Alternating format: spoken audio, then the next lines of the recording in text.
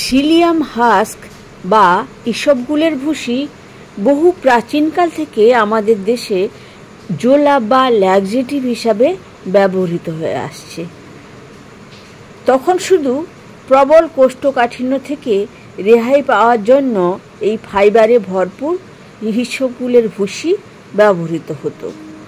কিন্তু বর্তমানে গবেষণায় দেখা গেল যে এই ফাইবার শুধু কোষ্ঠই পরিষ্কার করেন না, বহু ক্রনিক এবং মারাত্মক ব্যাধিরও উপশম ঘটায়।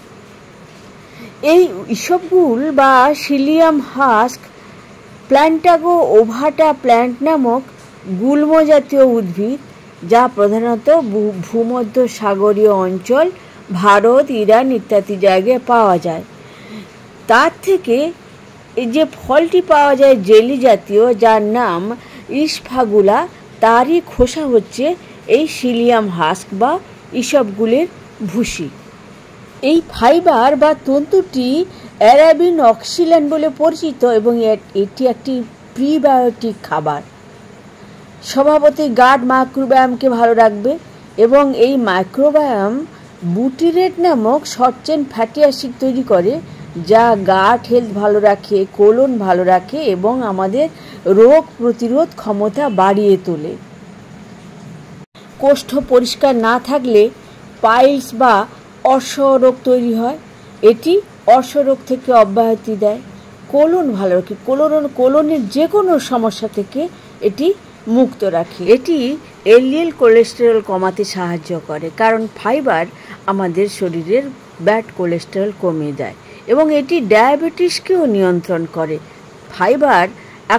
ফাইবার সম্পর্কে বলা যায় যে সমস্ত সমস্যার মোকাবিলা করে কিন্তু এই ফাইবার। আমরা যদি পর্যাপ্ত পরিমাণে ফাইবার খাই, সেটা আমাদের শাকসবজির মধ্য দিয়ে হোক, হোল গ্রেইন হোক, যেভাবেই হোক, আমরা যদি ফাইবার খেতে থাকি তাহলে কিন্তু আমাদের বড় বড় সমস্যাগুলো কমে যাবে। এই ফাইবার সুগার স্পাইক করতে দেয় না রক্তে। এক নজরে দেখে নিই কী আছে এইসবগুলো। তেমন কিচ্ছু নেই। এর ক্যালোরি অত্যন্ত কম, থাকে সামান্য কার্বোহাইড্রেট, ক্যালসিয়াম, সোডিয়াম, আয়রন ইত্যাদি।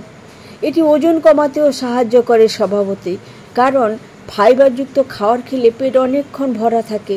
তার ফলে আমাদের কম পরিমাণ খাবার গ্রহণ করতে হয় এবং ওজন কমতে থাকে।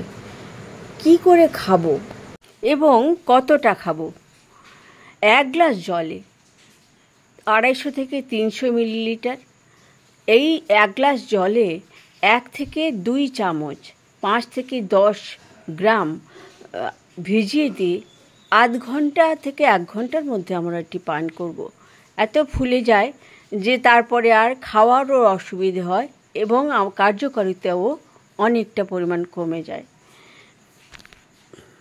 যে কোনো আয়ুর্বেদিক ওষুধের দোকান থেকে আমরা এটি পেতে পারি এবং আমরা যে ব্র্যান্ডেড জিনিসগুলো পাওয়া যায়, অনেক সময় চিনি জাতীয় জিনিস মেশানো থাকে। আমরা এনশিওর করব যাতে চিনি কম মিশ্রিত থাকে বা থাকে না এরকম জিনিস কিনতে। এবং অবশ্যই এই ভুসির সঙ্গে আমরা যদি পারি তাহলে অবশ্যই 1 চামচ থেকে 1.5 চামচ লেবুর রস মিশিয়ে খাবো। তাহলে আমাদের কোষ্ঠ পরিষ্কার যেমন ভালো হবে, তেমনি পরবর্তীকালে হজম শক্তিও ভালো রাখতে সাহায্য করবে। কিন্তু তার বেশি পরিমাণ, এই 10 গ্রামের বেশি যদি আমরা খাই তাহলে আমাদের ক্ষুধামান্দ্য রোগ হতে পারে, উল্টে হজমের সমস্যা হতে পারে এবং ডায়রিয়ার মতন সমস্যাও হতে পারে। সেজন্য আমরা নির্দিষ্ট 10 গ্রামের বেশি অবশ্যই কোনো দিন খাবো না এবং খাওয়ার পরেও আমরা কিন্তু পর্যাপ্ত জল পান করব। তবে এটিকে অভ্যেস হিসাবে গড়ে না তোলে আমাদের প্রতিদিনের শাকসবজি, ফল এবং গোটা খাদ্যশস্যের মাধ্যমে ফাইবার পাওয়ার চেষ্টা করা উচিত। ভিডিওটি উপকারী মনে হলে অবশ্যই সঙ্গে থাকার অনুরোধ জানাবো।